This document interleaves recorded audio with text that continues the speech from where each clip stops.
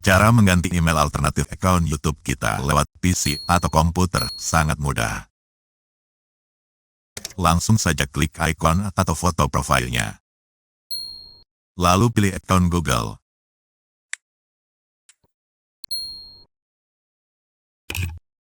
Kemudian buka bagian info pribadi.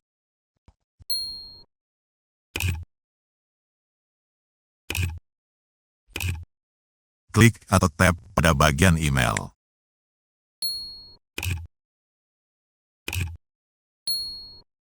Kelola email alternatif.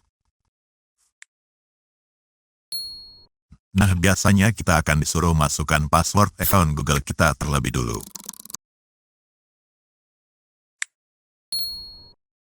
Nah, hapus dulu email yang ada ini karena fitur editnya saat saya buat video ini belum ada. Kemudian buka lagi, tambahkan alamat email. Nah, sekarang baru kita masukkan alamat email alternatif yang berbeda. Tambahkan.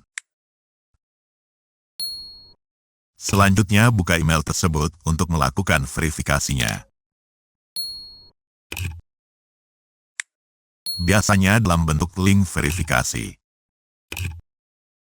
Setelah link tersebut kita klik, maka baru statusnya di sini menjadi terverifikasi, alias perintah verifikasinya menjadi hilang.